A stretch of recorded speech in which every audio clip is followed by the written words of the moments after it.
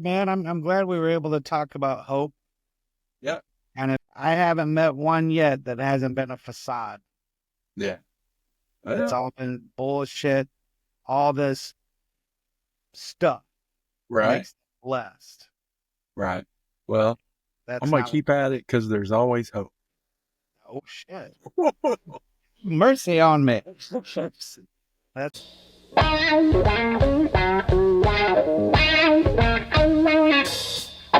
Okay. Cool. Well, rock on. Good deal. How was your day today? Good? what's good. What's Yeah. good. What's That's, good and bad? Who knows what good is? Who that's a fair knows point. what bad is? Right. You know? Every That's right. time I think I got it figured out, it's always fucking backwards. Oh, yeah. So I understand. Totally. Well, you ready to make a stab at number 28? yeah, let's do this. Welcome, my brothers and sisters, to Two Old Goats. Here you go. It's number Let's 28. get Y'all uncomfortable 28 times in a row. settle in, adjust your volume, That's right. and let's go. Get uncomfortable. That's right. There you go. I like that. I think it was Scott Lee. I don't remember who it was, but he said, you go to these groups or meetings or whatever you go to. I think it applies to work too. But, he goes, you never leave a meeting. You always feel better or whatever. I'm like, Yeah. you need to go to some better meetings. Yeah. So go to some meetings where they point out, yeah, you're not perfect. Yeah, there's some work to do. Yeah, I agree with you. I don't know.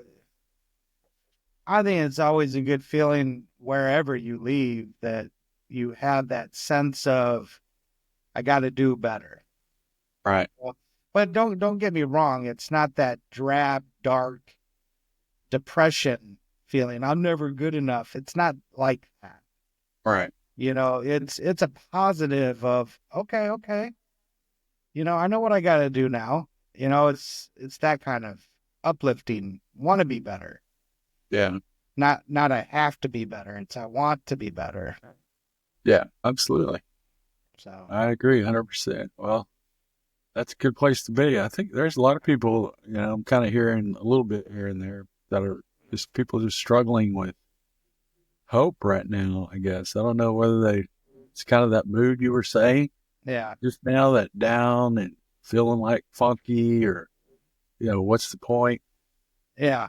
I mean, I don't know. I've been hearing that a lot lately. I don't know if but not from guys I hang out with a lot, but mostly like work people and those type Right. of associates.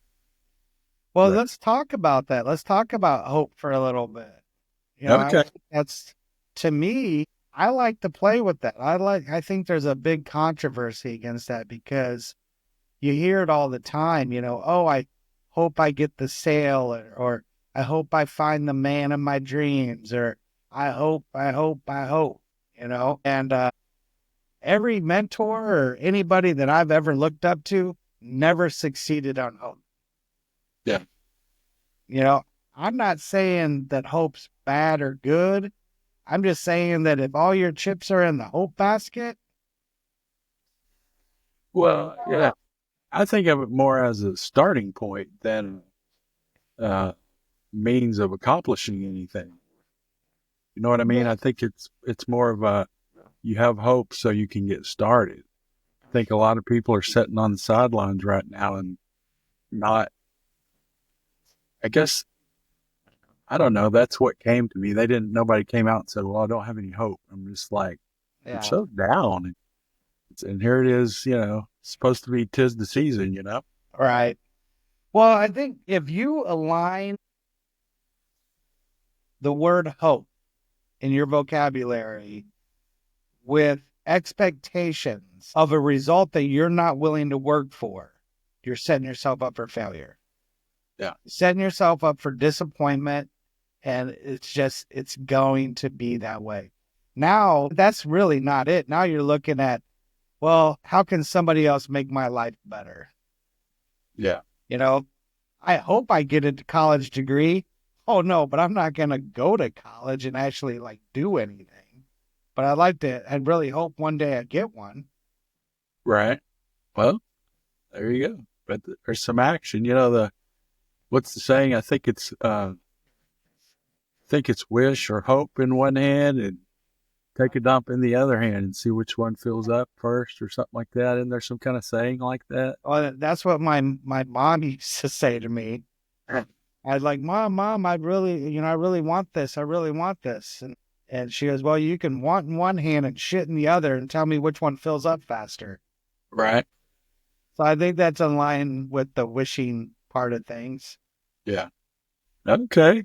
Well, I just cool. think I think the hope thing can be dangerous. I think a lot of people utilize it in a negative way. They utilize it in a position that they're hoping somebody else does the work for them and they get a relish in the repercussions of somebody else's actions, Mm, right? And then you do see a lot of people get depressed because the things don't happen. Well, I hope for it. I hope that I sold something. I hope that I got this, you know and then usually 9 times out of 10, if it does have to happen or happen to happen, right. it's not what they wanted. Right. Well, that's the big one. Yeah, Yeah. Be, most of the be time careful it's what not you what hope they were for or wish. looking for. Right. Be careful what you hope for or wish for. Right. That's exactly it. Exactly it. I was just talking to you about the book that I just finished about with Viktor Frankl, Right. the man's search for meaning, and hope was in there. And there was a percentage. He said the amount of suicides like tripled on December 24th and December 25th every year, Oh, yeah. and it was because of the hope.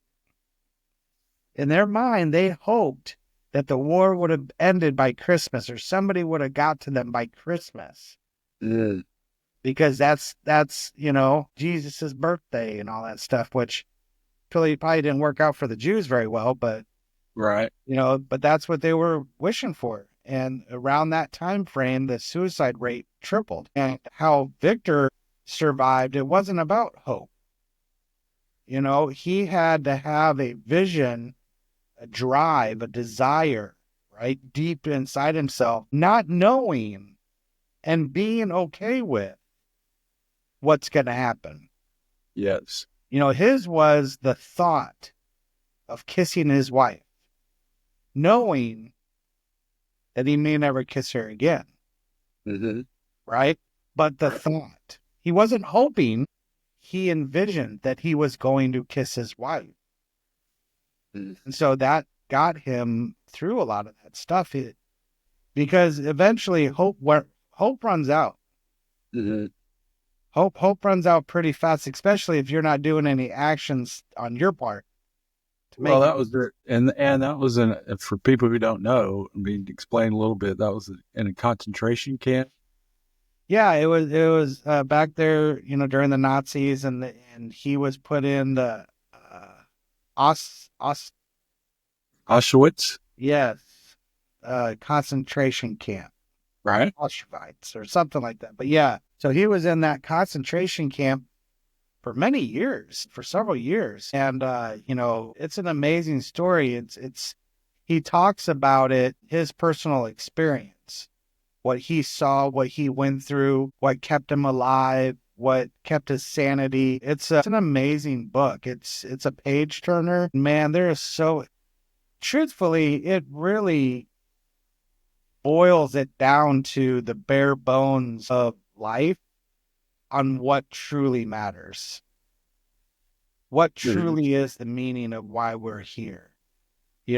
You, we as in Americans, we got our first world troubles. I remember I was talking to a friend that lives down in Nicaragua, and she was talking to me, and I was telling her, I was like, man, she asked me how my day was going. I go, I'm just having a rough day. My pool's green and I can't get it clear again. And she goes, sucks to have first world problems. Yep. I'm trying to find clean water down here to drink. You're trying to find clean water so you can go swim in it. Right. First world problems. And yeah. So reading this book, it really clears all the bullshit that doesn't matter.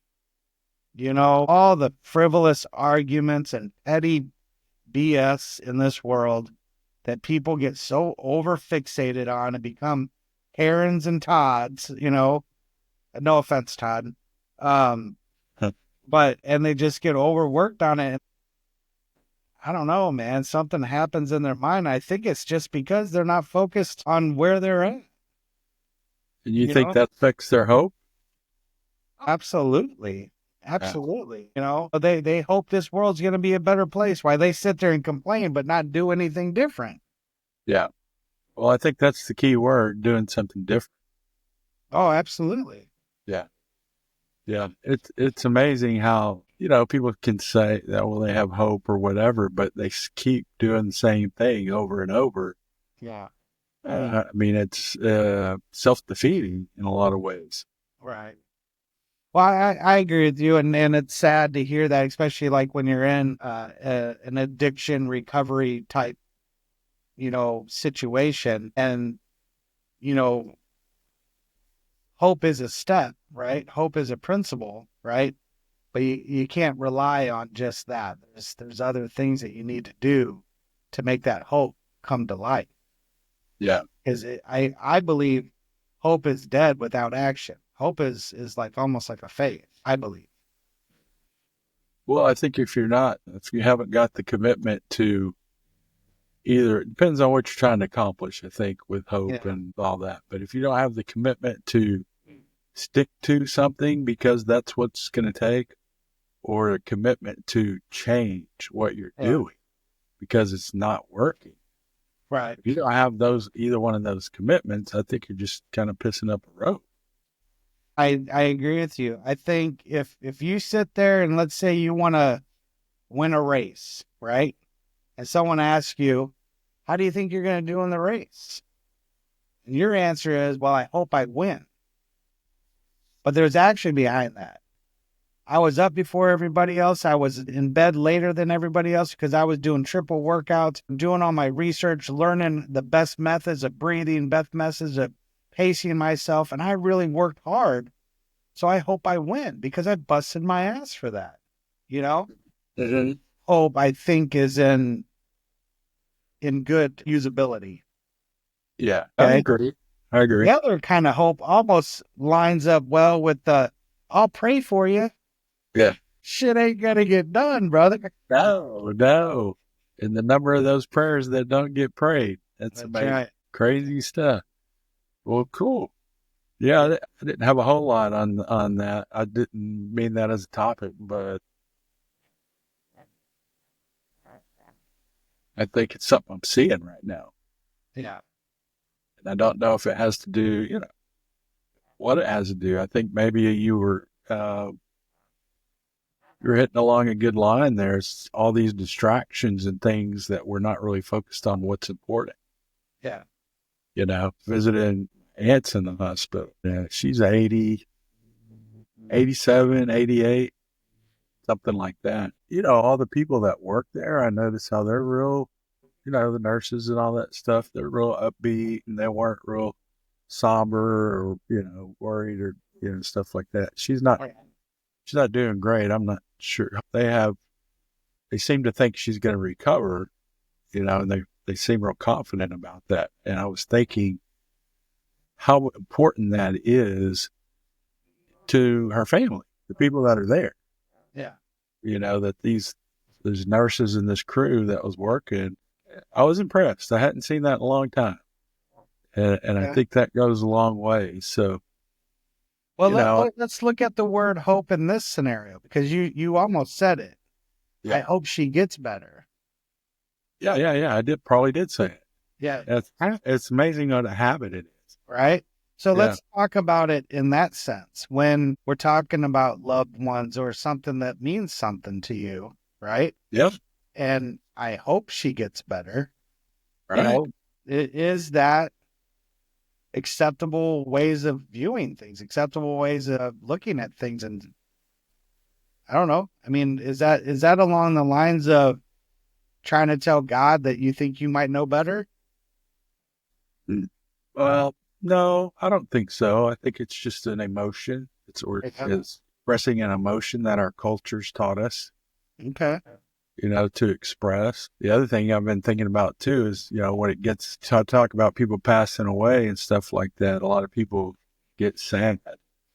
And, you know, I don't know what it is. I'd like to think it's just like Sock says, it's just a change, a little more radical than puberty, you Right. know. But the stuff I believe in says we're gonna live forever somewhere anyway. Yeah. So and all the religious stuff, if you believe in all that, then you're going to a good place anyway. So, I like to celebrate the life part. Yeah. No, I agree with you. I think we talked about this a few episodes ago.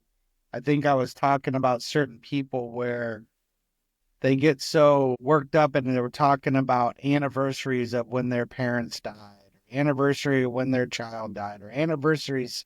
How the hell do you have a fucking anniversary for a death? Right. You You plan know? on being sad. I remember, yeah. Yeah. And I've gotten employees asking them, how are you doing this week? Oh, this week's a bad week. Why?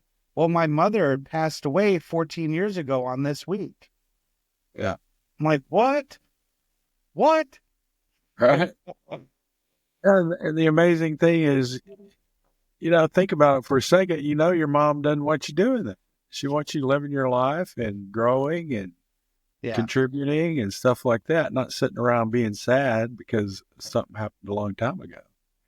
Well, absolutely. And that's what, back to that book, the Viktor Frankl would talked about that, how Mm-hmm. he had some patients coming in super depressed about the death of his wife and how he's, hasn't been able to leave the house and he hasn't been able to do anything because he's just so sad without her.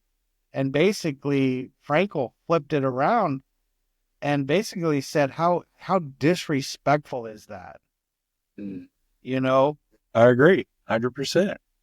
and if the roles were reversed, how would you want your wife to be if you were the one that was in the grave? Well, I'd want her to go celebrate. I'd want her to go enjoy life. She only has so much more time. Don't sit there and waste it, angry because I'm not there. Right. Live life. My death was for nothing. Right. So, or actually take that back. My life was for nothing. Yeah, that's better said, I think. Yeah. And that's my point is let's celebrate the life, not be sad about the death. I mean, that's part of the life is the death. This is the beginning and the end. Everything ends, Right. at some point, which Well, can be good and it can, well, again, what's good, what's bad. It is, you know? yeah, I think that word end, I think a lot of people have the word everything ends. And my belief, the way I think it is nothing ever ends, but everything changes. Mm. You know, Okay.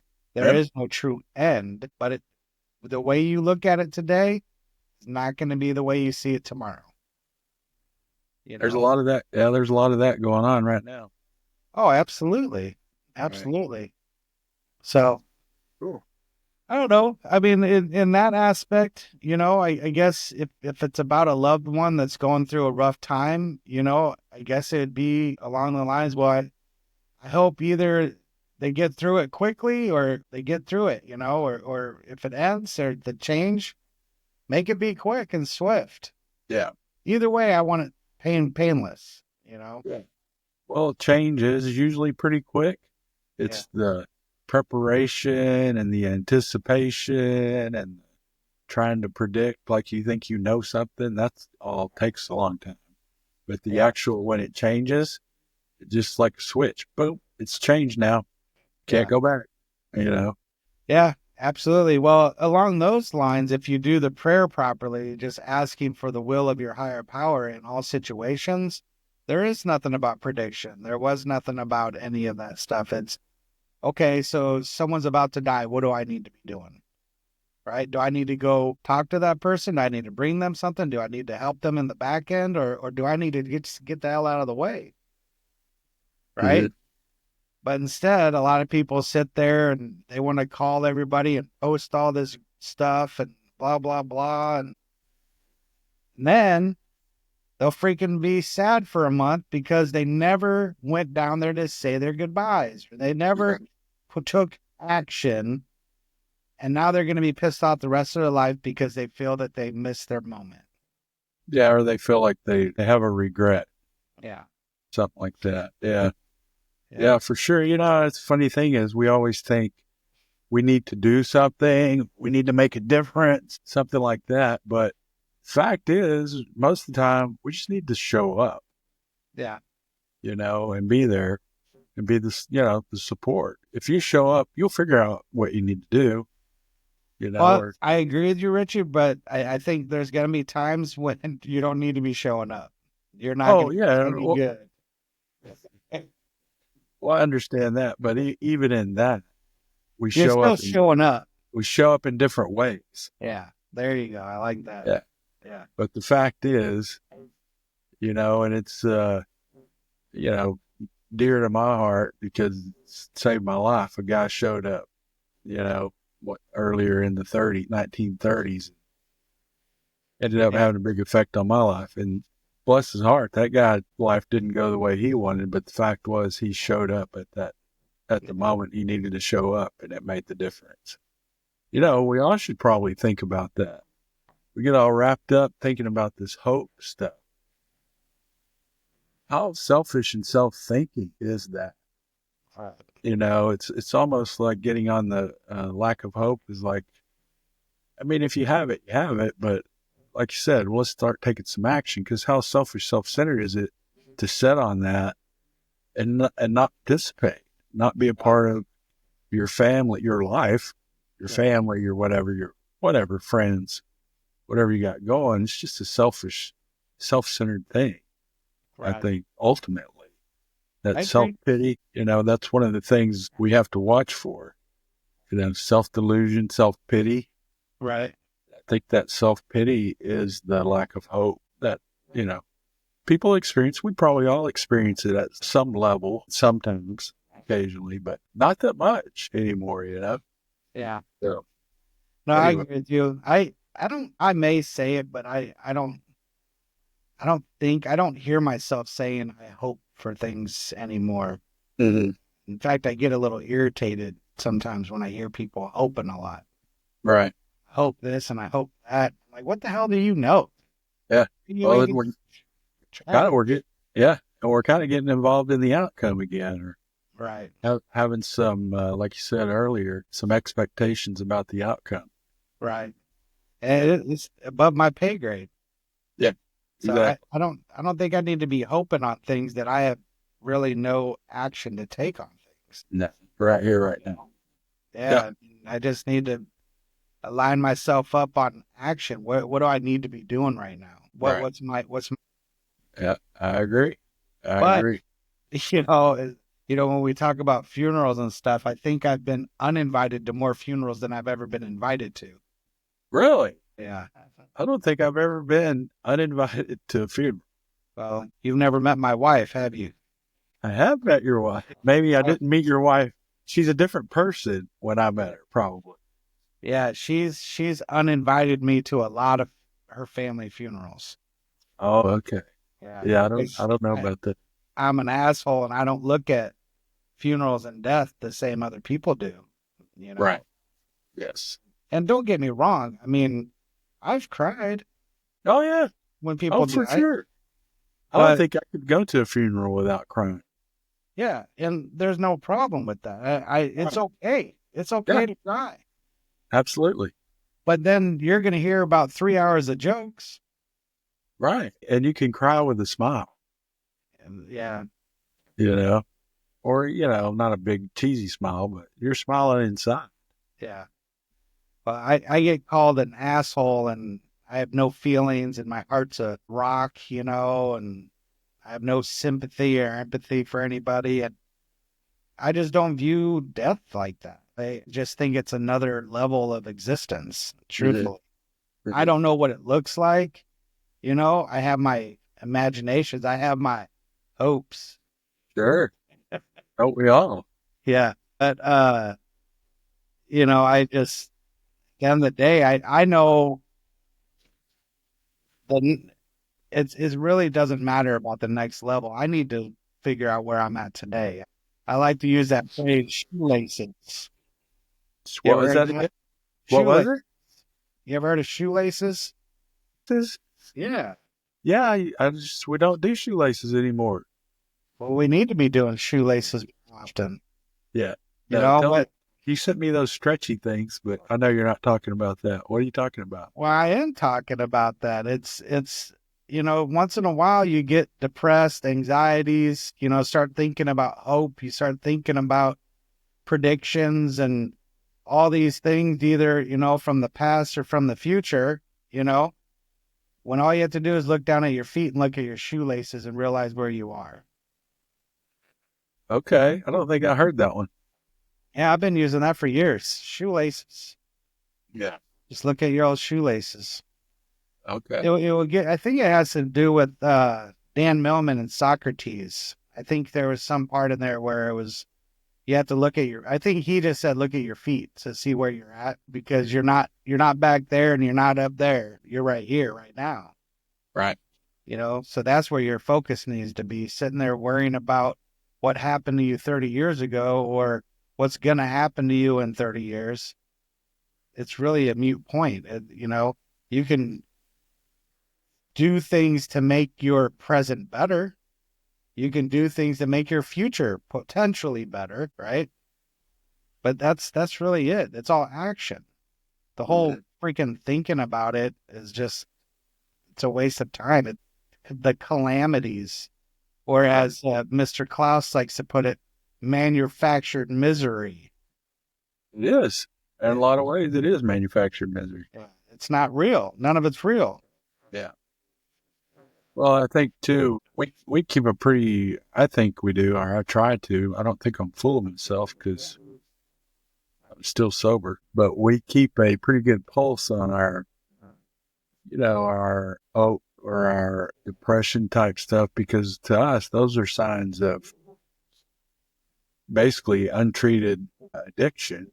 All right. Or untreated, we have addictive personalities that we have to take care of.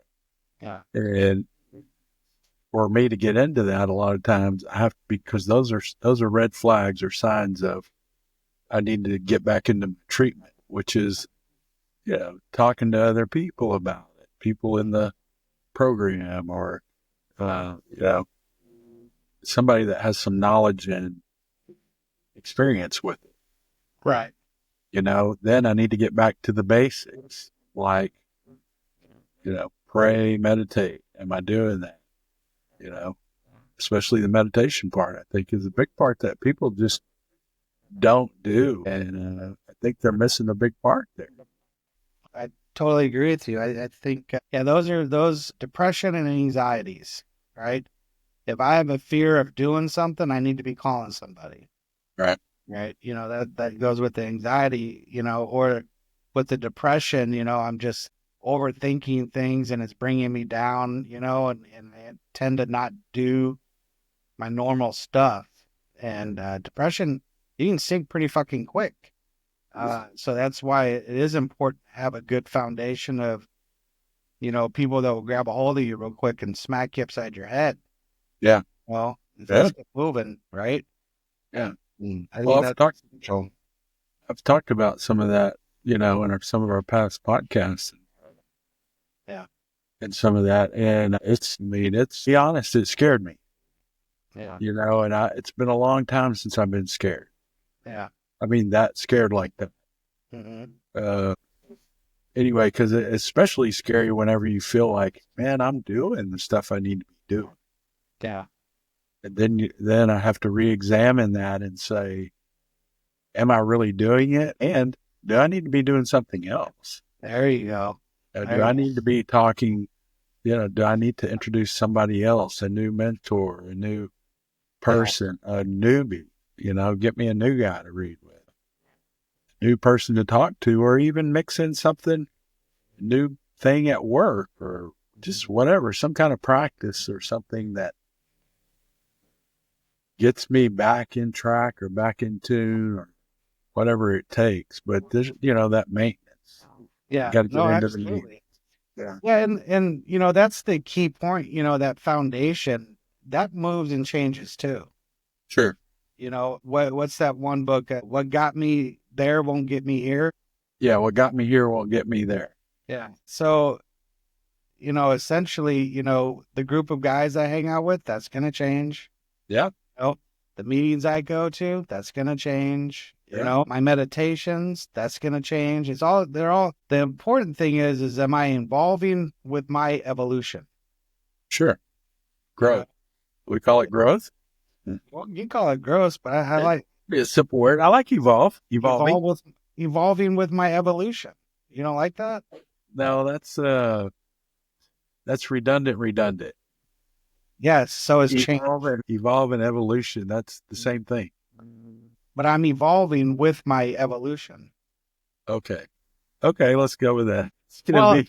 but let me. We're gonna have a section Tommyisms.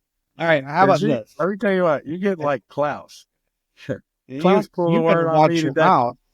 He pulled a word on me today, and I was like, "Dude, that ain't a word." He goes, "That's one of my Klausisms." I go, "What?" And he goes, I have words that you know what they mean, and everybody knows what they mean, and they should be words. So we're using them. That's okay. Don't compare me to him. That's not right, man. Uh, and I'm not making up words. No, Evolve no, is but you a use it. word. Evolution is a word. Right. And the reason why I say it, let me explain why I say evolving with my evolution. Okay. Change is inevitable. That's the evolution part. Yes. Seasons change. That's the evolution part. I don't have any say in that, but I do have some say in my evolving. So I'm Okay. evolving. So your evolving is not your evolution? No, I'm evolving with the evolution because I'm changing at the same time. They're two circles. Oh, okay. You know, this is going on. And if I don't fucking figure out how to fit it in, do I have the right group? Do I have the right meetings? Do I have the right meditations? I need to be evolving as my Oh, life has the evolution. I see what you're trying to say. Yeah, evolving with my evolution. Yeah. I owe you an amends. I was detracting by getting caught Uh, up in the trivial language. I was doing math and you were doing art. oh, damn, that's hot. I like that. Yeah. You You like you just turned me on a little bit. I know. That was I've been hot. practicing my foreplay. That is some good foreplay right there. That's Ask Chris. He calls me and he goes, "What are you doing?" It sounds like you're doing the dishes. I go, "Yeah, foreplay." that's good. That's good So he's stuff. learned it now. He called me yesterday. I was cooking. He goes, "More foreplay?" I go, "Hell yeah." That's right. That's right. That's good stuff. Hell yeah. And that works. Yeah. Well, what else you got? You got any other words you want to talk about? No, I didn't have a whole lot. Candidly, even the hope thing was just kind of something I noticed. And then the staff at the hospital kind of, put punctuation on that for me. But that's really about it. Just kind of been wrapped up with not really work is slow, but family things. Wow. And that's kind of neat stuff. We got some neat stuff going on in the family right now, some changes happening. So we'll see Well, how that goes. well, what have you said? I hope it goes exactly the way it's going to go. Yeah, because it is. But I think that would be good to say because I think it will catch a lot of people. Right. No, I understand what you're saying. I think that's a good thing to say because, like you said, it's an attention getter. Right. Well, Yeah. the funny part about it is the majority of the people, they don't Right. hear you anyway. So they're like, yeah, me too. Yeah. Oh, yeah. Or they just glaze over it, Yeah. and they were thinking about what they're going to say, Yeah. which is That's funny. just like I've been doing this for a little while now. You remember that Instagram where the cop pulls over the car and it's billowing smoke Yeah. and he comes up Yeah. and he It's goes, how are you? Hi, are you? And they're like, hi, how are you? Right. So I've been doing that. I'm seeing if nobody's caught it yet. Yeah. I walk into a restaurant. They go, hi, how are you? I go, Right. hey, how high are you? Yeah. And they go, oh, I'm fine. Thanks for asking. Right. Nobody's caught it yet. Yeah. How But high are you?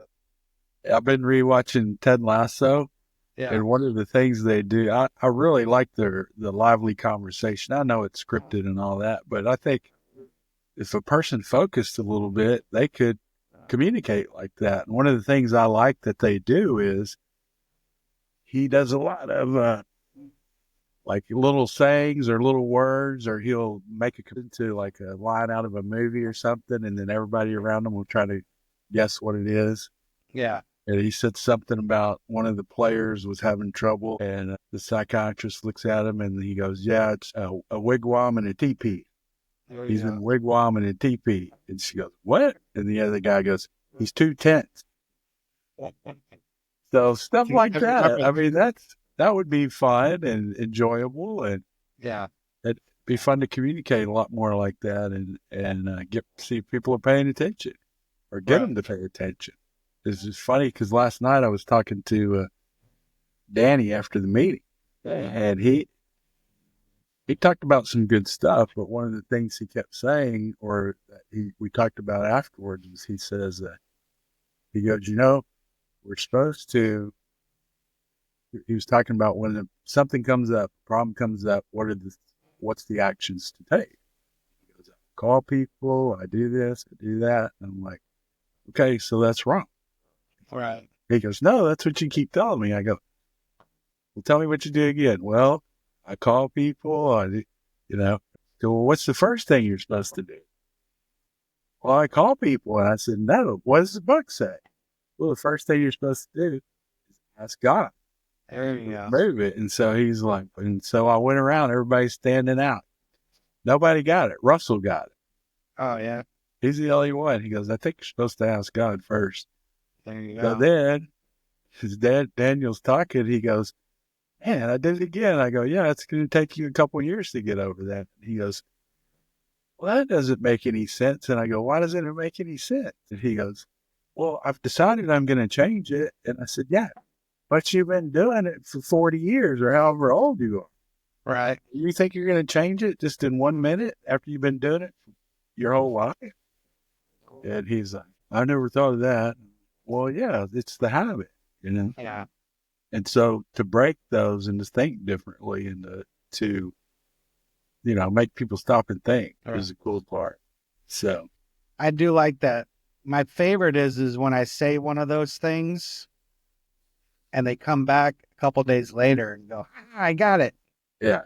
Oh yeah. Yeah. Or they call you up. I know what you said. You do. Yeah. I had a bunch of those kind of names where like the 2 tenths type of idea. Yeah. My buddy and I, we used to go and this was 30 years ago, 25, 30 years ago. I used to be real big into Texas Hold'em. Yep. And you can't really, you're not supposed to have teams and work with each other, But my buddy and I, we did, and we had secret codes to let the other person know what you got. And, one of the simple ones was like, I would say something like, man, just the other day I had a freaking flat tire. Mm-hmm. And that sucked. And my buddy would know what hand I had because I said flat tire. Mm-hmm. You know what hand that would be? What my 2 pocket cards would be?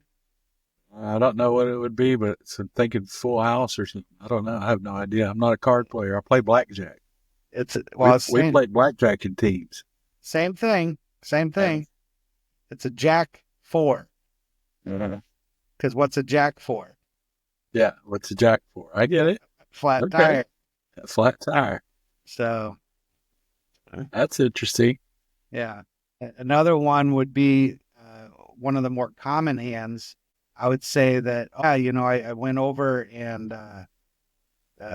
back in 94, I went into Kuwait when Saddam Hussein put his troops back up on the border. And my buddy would know what hand I had. Mm-hmm. Because Kuwait is a Queen 8. Oh, I got you. Okay. So. All right. There you go. Well, a blackjack, most of the time, depends on where you're playing. Most of the time you can see the cards. Yeah. So it's not so much about that. It's about what's the count of the day. Yeah. So we would have it would be 2 or 3 people playing on different tables, and when the count would get somewhere, then we'd kind of signal us other guys to come over. Right. Yeah. So Well, we got into it for a little bit. It's really, some people go, oh, it's breaking the rules. The casinos think that's breaking. It's not. It's thinking right. while you're playing. And so you're telling me I'm not allowed to think. I can't count the cards. That's just thinking. Right. You know what I mean? So that was kind of our thing. And we never did anything real big, but a few times we made some money, but it wasn't like stupid money. Right. My cousin made 60,000 one time. Yeah, that's some good money. Yeah, one time his dad was just drunk stupid, and he gets in there and he plays on the high roller table. Oh, And okay. one time he won like 140 grand. Oh, wow. Yeah, well, I'm sure he gave it back to him over time. Right. But anyway, he wasn't on a team or nothing like that. He was just drunk. I called it drunk stupid. Yeah. So, Well, what's that? The sun shines even on a dog's ass once in a while. yeah. The rain falls everywhere. Yeah. For sure. Well, how I was ever successful in poker, it's beyond me. It was because I was loaded every time. I was drunk off my ass. Yeah. I had a system, so I didn't need to be there. I just Do followed. tell. What? Do tell. Yeah. Oh, In you case I want to get come to on go to, system? yeah, in case I get to go to a casino. You told me I ain't allowed to go to casinos anymore. I am. I love them. It's Oh. just math games. Well, yeah, that's all I do is I do count the cards. I know where I'm at in the deck. And, that's why it's important to have some good people around you that know, dude, let it ride because there's 3 kings left. The chances of him having a face card are very, very high. Mm-hmm. Let him bust. And that's how you win. Mm-hmm. You'll win more often by knowing that the dealer's going to bust. You don't win by beating the house. You win by letting them beat themselves. That's kind of the same way in everyday life, isn't it? It is. It is. Yeah. You gotta let them beat themselves off. There you go. You get your hands in there, it gets real messy. Well, you Are start we thinking, talking about cards still? you start thinking you can do something. Yeah. You don't want to be messing in there. Yeah, no thanks. Been there, done that. But I did. So that's one of my systems is I did count.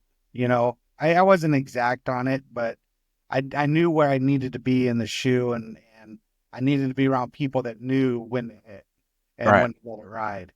Oh, And yeah. as long as that lined up, the other part of it is I only ever went to the casino with $100 ever. That's all I Mhm. ever did. And I would put it out with the chips. And then when I win, I would take that winning and put it in my pocket. And then I would get my $100 back. Now that Mhm. $100 I would never use again. Mm. I put it back in my pocket and that's it. Now I play with casino monies the rest of the night. Mm-hmm. But then I had a $500. So if I won 500, I put that in my pocket. Now what do I have left? And I played with that. And I would do in 500 increments. Mm-hmm. So then I'd always, well, not always, but the majority of the time I'd walk away with some money. Yeah. Very, very rarely did I leave with nothing. Right. Well, I'm like I said, I like to go to the casino. I go with my cousin, and that's kind of what we do. It's just kind of math games over and over. But I always, where we have our meeting on Wednesday nights, the West Houston group, Yeah. there's a GA meeting there, Gamblers Anonymous. I always want them to walk in there and go, look, here's my strategy. Tell me what's wrong or what's right or what I need to correct or whatever. But And I don't see anything wrong with that. How many times do normal people come up to you and say, "Am I an alcoholic?" right. Oh yeah. Oh yeah. Oh, Here's how I drink. some of my favorite stories are people asking me, "Oh, do you think I'm an alcoholic? Do you think I have a problem?" Yeah, that's hilarious. Yeah, I don't think there's a problem. I think you should be able to ask them. Yeah, I think so too. Yeah, we had a lady in the office one time that, doing real good. But her and I were the only ones in the office. It was like after 5 one time. She had some clients come in. She offered them, she said, I got wine in the refrigerator. I got beers over here. I got a bottle of Crown in my desk and blah, blah, blah. And I was just sitting there doing my work. Well, eventually they left. And I think then she realized I had been there. And she goes, I didn't realize you were here. Do you think I'm an alcoholic? And she doesn't know anything about me. I was just there. And I said, well, let me ask you a question. And she was taken aback that I didn't just say, oh, right away. Right. I was like, well, let's pursue this. There you go. Let me ask you a question. And she looked concerned. And I said, how long has that ball of Crown been in your desk? It's, I don't know, probably a couple months. And I said, you're safe. Don't worry about it. You're not. Yeah. I hear you. Yeah. But you can put it in perspective pretty quick. Yeah. That's good, man. I'm glad we were able to talk about hope. Yeah. Kind of define that a little bit better and, use it in the right place at the right time. I think it will work. It's a good, I think it's just a step, but there's got to be action behind it. I think that's ultimately what it's about. That's also with grace and gratitude, mercy. I mean, there's all those words, but if there's not action behind any of them, none of them mean anything. Right. And they're very short-lived. Right. Yeah. Yeah, absolutely. I think a lot of those coincide with, I think it was today or yesterday, you were saying how you're sharing the message and when absolutely necessary, using your words. Right. I think those words, grace, hope, mercy, gratitude, those are those kind of words. Oh, I agree. I agree. Keep putting it on your fucking bumper sticker saying #blessed, and not doing anything about it. Right. You're missing the whole point. Right. Well, good deal. Yeah. Well, when people tell you, sometimes you say, how are you doing? They say, oh, I'm blessed. Yeah. I like to talk about that. Yeah. So do What I. do you tell me about it? Yeah. Are they ready to talk about it? Not to be mean, but I just want to hear. I love that attitude. That's great. Tell me about it. Rub some of that good stuff off on me, on my attitude. I haven't met one yet that hasn't been a facade. Yeah. It's all been bullshit. All this stuff. Right. Makes them blessed. Right. Well, I'm going to keep at it because there's always hope. Oh, shit. Mercy on me. That's a good one. Right. Good stuff. I think it's important that you still keep asking questions. Sure. I think we're missing out on communication in this world nowadays. Nobody asks anymore. Right. Everyone's so used to telling. My other thought is they can't accuse me of not paying attention. Right? Yeah. Yeah. So I like it. Well, I don't have a whole lot else at the moment. You got anything else you want to talk about? No, I think that's good. I got a couple other topics, but I think it's for other episodes. Yeah. I think I think we hit this one good. I like it. It was enjoyable. Well, good. Yeah, me too. I enjoyed it. Well, hopefully we can get a few extra ones in. I kind of feel like life happened. Yeah. And we got behind, we got off our pace a little bit. What's that saying they say all the time? What's that? Adjust? About life. You say it. It's on your me. Don't even go there. Yeah, it ain't me. It ain't no, me. It's on your Honda. It's on your bumpers. Doesn't it say life gets lifey or something like that? No, that's your gay shit. It ain't me. All right. Just check. It ain't me. You know better than that. I hear you. Yeah, it happened. That's all I got, brother. Okay, bud. Well, good talking to you. Y'all get back out, get out in the sunshine, and we'll see you next week or sooner. Hopefully, maybe we'll do a few between now, one or two. See how your time is. Well, I got time this weekend. Okay, good deal. Hopefully, I will too. So we'll bring up some of those topics and get into it. All right, let's do it, brother. All right, talk to you later. Peace out.